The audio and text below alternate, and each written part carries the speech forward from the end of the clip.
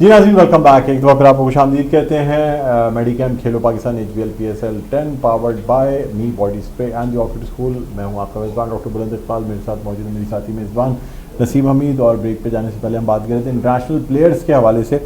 हमारे साथ हमारे पैनलिस्ट मौजूद हैं, खालिद लतीफ़ साहब हैं, इसके अलावा हमारे साथ मौजूद हैं नवीद ज़मीर और हमारे साथ मौजूद हैं सैयद मुनीर कादरी। अब देखने ये होगा कि दोनों टीम के जो इंटरनेशनल प्लेयर्स हैं, जिसमें अगर हम बात करें लाहौर कलंदर्स की, तो लाहौर कलंदर्स में सैम बिलिंग्स हैं जिन्होंने अब तक एक निफ्ट सेंचुरी स्कोर की है। खालिद लतीफ़ साहब क्या कहते हैं सैम बिलिंग्स के हवाले से? देखिए, सैम बिलिंग जो है, इनके बारे में जो है ना, इंग्लैंड में बड़ा इनको हाई रेट किया जाता है और ये भी कहा जाता था कुछ अर्से पहले तक कि ये इंग्लैंड के जो सुपरस्टार जो हैं उस तरह की इनकी सारी स्किल्स हैं और ये आने वाले वक्त के सुपरस्टार हैं इंग्लैंड के। लेकिन इनकी परफॉर्मेंस कुछ मैचों में अच्छी रहती है, कुछ मैचों में जो अच्छी नहीं रहती। सैम बिलिंग ने अभी तक, आप देखें ना, अभी तक हम डिस्कस कर रहे हैं जो हमारे लोकल प्लेयर हैं उनकी जैसी परफॉर्मेंस एक आध मैच में परफॉर्म करते हैं, उसके बाद वो 2-4 मैच रह जाते हैं। सैम बिलिंग की भी वैसी परफॉर्मेंस है, 1.50 किया हुआ है, इसके अलावा कोई ज़्यादा परफॉर्मेंस नहीं है, जिसकी वजह से जो है ना वो लाहौर कलंदर को प्रॉब्लम हो रही है।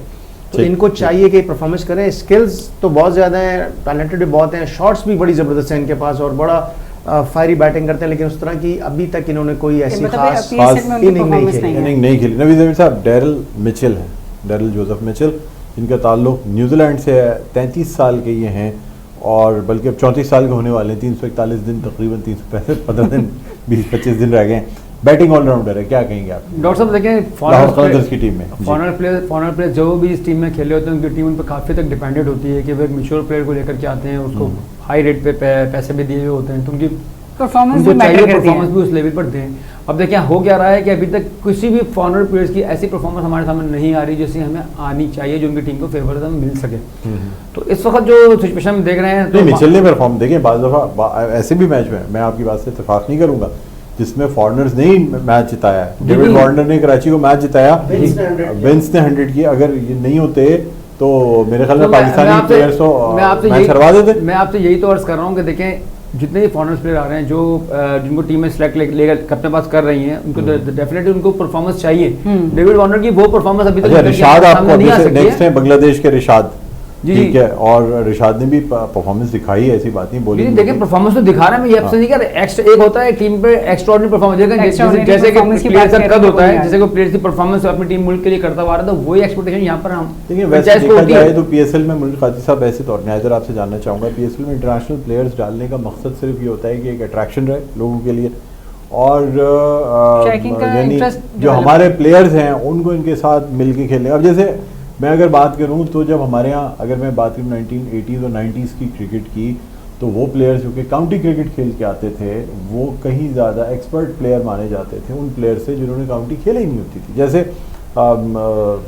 मतलब खान साहब के लिए कहा जाता था जी काउंटी से खेलते हैं, ससेक्स से खेलते हैं, और उसकी वजह से सारे गोरों के साथ खेले हुए हैं, इसलिए गोरों के साथ जब मद्दे मुकाबले आते हैं तो उनके लिए मसला नहीं होता। वो साथ खेलने से ये होता है कि आप एक दूसरे प्लेयर्स की कमज़ोरियों को, उसके अच्छे पॉइंट्स को जानते हैं। क्या कहेंगे आप? देखिए, सबसे पहले तो ये कि जब काउंटी का और लीग का आपने जिक्र किया, जो इंग्लैंड में ज़्यादातर खिलाड़ी हमारे जाते थे और यहाँ तक कि एक रूल उन्होंने बना लिया था कि जो 5 फर्स्ट क्लास मैच खेलते हैं पाकिस्तान के फॉरनर, उनको जो है वो अडॉप्ट करते थे लीग में भी और काउंटी में भी। तो एक तो उसकी पहचान थी कि जो काउंटी में खेलते थे, इसका मतलब यह है कि बहुत ज़बरदस्त खिलाड़ी है या बहुत ज़बरदस्त अच्छा खिलाड़ी है तो काउंटी में जाएगा और पैसे बना के आएगा। और सेकंड नंबर पे जो सबसे बड़ी बात है, उस ज़माने में काउंटी को इसलिए फजीलत हासिल थी या उसमें हम ज़्यादा फोकस फजीलत तो नहीं है फजीलत इसलिए कि अभी आपने इस तरह नाम लिया था ना कि इमाम खान, लॉर्ड्स, लीड्स, तो वो मैंने कहा आपको वही लफ्ज़ इस्तेमाल किया जाए नहीं सर, ताकि उसका अब उसमें यह था कि उस वक्त हमारे पास ग्राउंड कम थे। हमारे पास ग्राउंड की कमी थी, दीगर मामलात थे, और वहाँ बाहर के मुल्कों में, इंग्लैंड और ऑस्ट्रेलिया में एक सिस्टम था जिसके तहत क्रिकेट खेली जा रही थी। और वही सिस्टम लाने की जो है इमरान खान साहब ने सब कोशिश की थी और बोर्ड के दीगर लोगों ने भी कोशिश की। हम नाकाम हो गए इसलिए कि हमारे यहाँ वही मिसाल आती है कि कराची में अखरोट पैदा नहीं होता, सही बात है, हर चीज़ पैदा होती है। इसी तरह काउंटी में जब लोग खेलते थे तो जब पाकिस्तान आते थे तो उनको खिलाड़ियों के साथ खेल कर इतना तजुर्बा नहीं होता था जितना वहाँ का एनवायरनमेंट चीज़ और जो उनकी स्ट्रेटजी होती थी वो सीख के आते थे। अब मुश्किल क्या है कि हमारे यहाँ जो सबसे बड़ी बदनसीबी है पाकिस्तान के खिलाड़ियों के लिए, खुद हर फील्ड में, लेकिन खुद मैं क्रिकेट की सब बात करूँगा कि यहाँ T20 को अव्वलियत दे दी गई है टेस्ट क्रिकेट पे और मैच्योर क्रिकेट पे, जिसकी वजह से हमारे क्रॉस बैट का बहुत इस्तेमाल हो गया है और जो उर्दू में एक मशहूर मुहावरा है कि तनी तो तनी वरना अब्दुल गनी, तो वो ये अब्दुल गनी के चक्कर में हमारा जो अभी बात हो रही थी कि पिछे जो अब बिहेवियर दे रही हैं, खालिद साहब ने कहा कि जो तरीके से खेलेगा, पेशेंस से खेलेगा, अप टू मेरिट खेलेगा, उसको स्कोर करने में आसानी होगी। तो इसी तरीके से उस ज़माने में भी ये था कि जावेद मियादाद, आसिफ इकबाल, मुश्ताक मोहम्मद, अली मोहम्मद, एक बड़ी लाइन है जो पाकिस्तान के खिलाड़ी पाकिस्तान में रहते हुए भी और बाहर से अपना तजुर्बा हासिल करके भी खेलते थे। अब हमारे यहाँ आपने इतना ग्लैमर कर दिया T20 T10 की लीग में, यहाँ मतलब तक कि सीखने पे तो अब फोकस जो है वो उनको क्रॉस हिटों पे के एक सर्कल पे क्रिकेट है, हाँ। वो सर्कल की प्रैक्टिस कर रहे हैं। हालांकि मैं समझता हूँ अब भी वही वक्त आना चाहिए कि जिसमें टेक्निक आपकी अच्छी होगी तो आप भी T20 T10 में भी अपनी मुल्क के लिए लेकिन खालिद लतीफ़ साहब ये बताएं कि आप नहीं समझते PSL के आने की वजह से पाकिस्तानी क्रिकेटर्स को ये यानी जो ख़ास तौर पे इमर्जिंग क्रिकेटर्स होते हैं उनको इंटरनेशनल एक्सपोजर मिल जाता है। अब हम अली रज़ा की बात करें और दूसरे जो इस वक्त उभर रहे हैं उनके लिए तो बहुत बड़ी बात है ना कि कहाँ वो पहले टीम में खेलें, फिर इंटरनेशनल उनको एक्सपोजर मिले, उनको यहीं पे इंटरनेशनल खिलाड़ियों का एक्सपोजर मिल जाता है। बिल्कुल ऐसे ही PSL मैं बताऊं, PSL ये 10वां एडिशन है।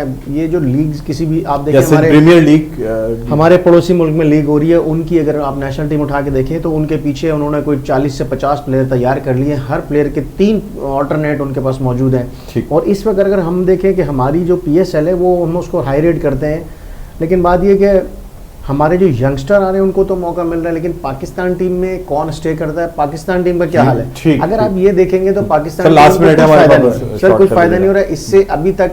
मैं नहीं समझता कि पाकिस्तान को फायदा हुआ है। इससे मैं आप इसलिए इत्तेफाक नहीं करूंगा कि पहले IPL के बारे में कहा गया कि IPL की वजह से इंडिया की क्रिकेट खत्म हो गई।